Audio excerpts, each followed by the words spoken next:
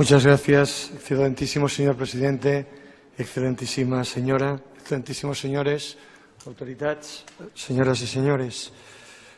Voy a empezar mi alegato final con una pregunta retórica, sufriendo y empatizando con el dolor de los alegatos que acabamos de compartir, asistiendo al testimonio de tantas personas y tantas familias rotas, que sufren, de una sociedad, la catalana, que sufre, que ha visto también comprometida su convivencia, de una sociedad, la española, que vive también y ha empatizado con este sufrimiento.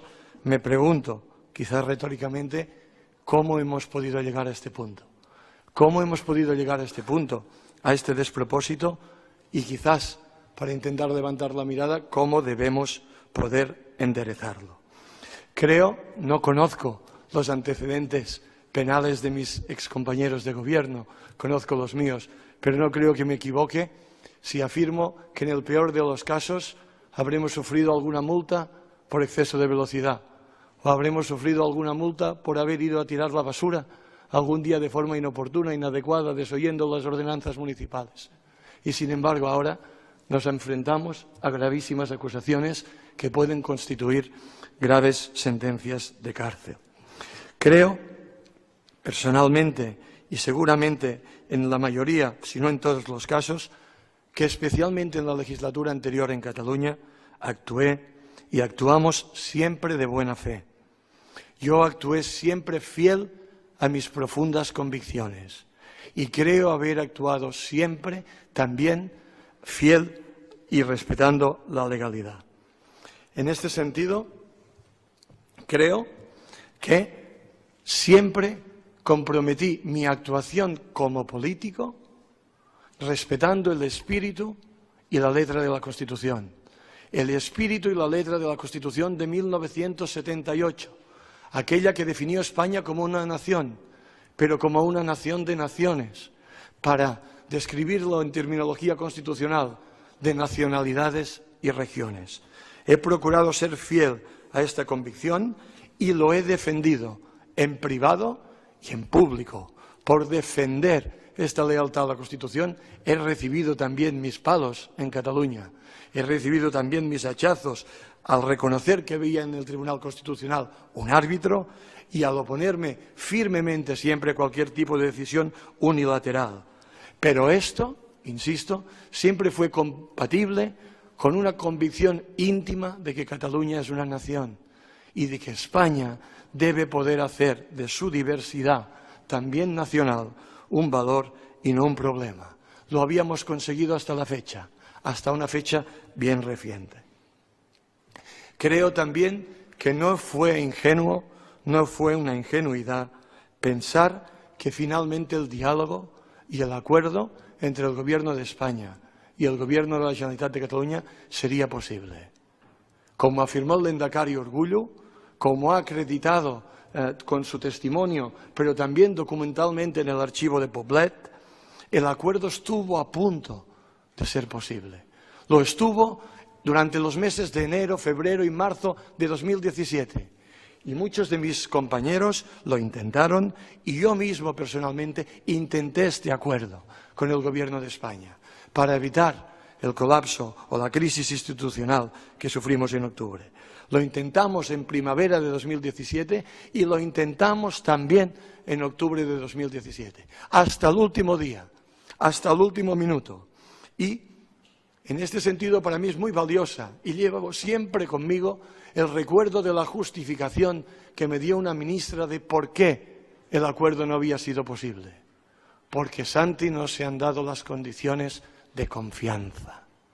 No porque pidiéramos imposibles, no porque situáramos las reivindicaciones incluso durante 2017 fuera del marco de la ley o del marco constitucional. Sencillamente porque entre todos habíamos roto el marco, las condiciones de confianza necesarias en una democracia madura como debería haber sido la nuestra en aquellos momentos. No se dieron las condiciones de confianza. Por ello, finalmente yo dimití. Se han dicho muchas cosas a propósito de dimisión. En ningún caso dimití porque yo temiera que mis antiguos compañeros de gobierno fueran a cometer alguna ilegalidad.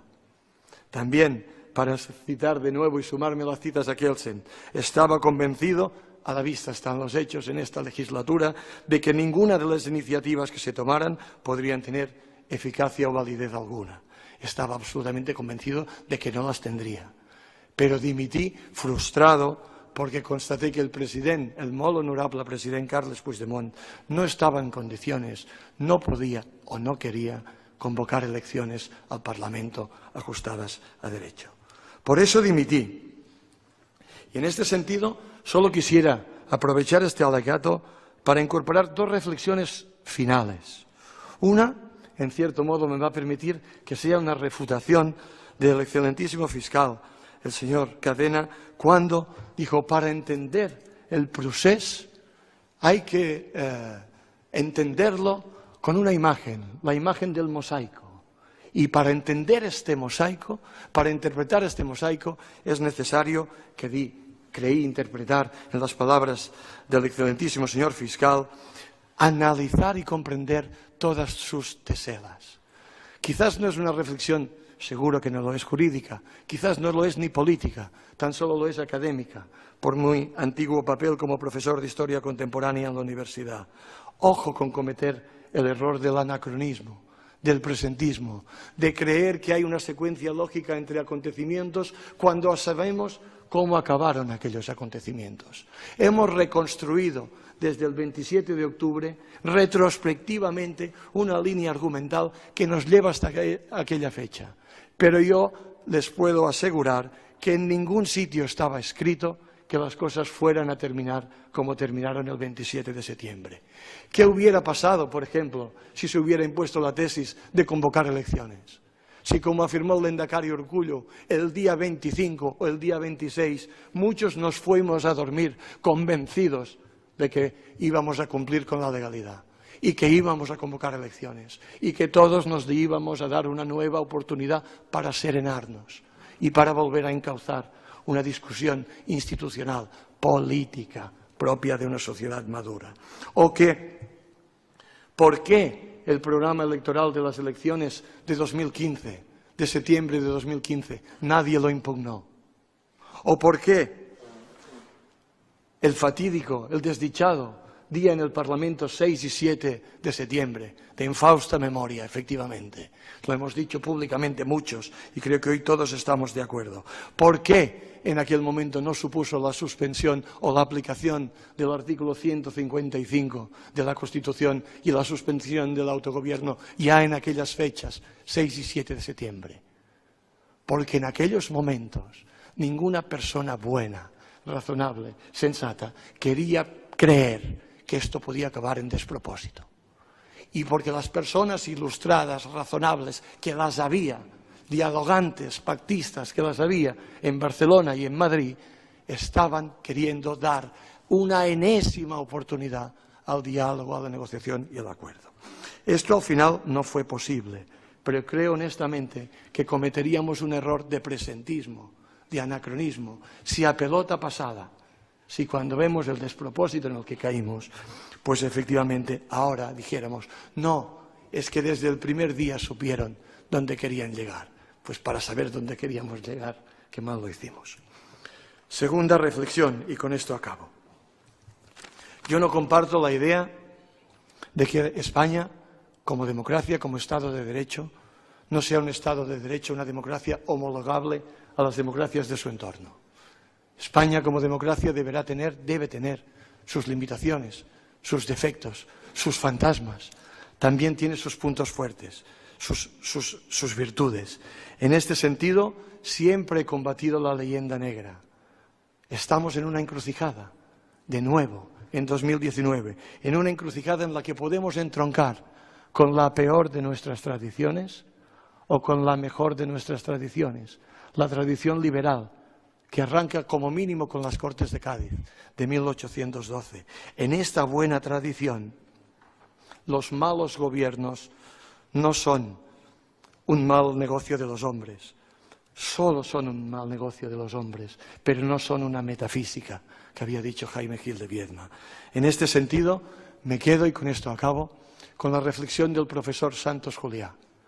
Nada de leyenda negra en España, nada de fatalidades que impidan que podamos ser una democracia avanzada, moderna, en la que la diversidad también nacional sea un valor y no un problema.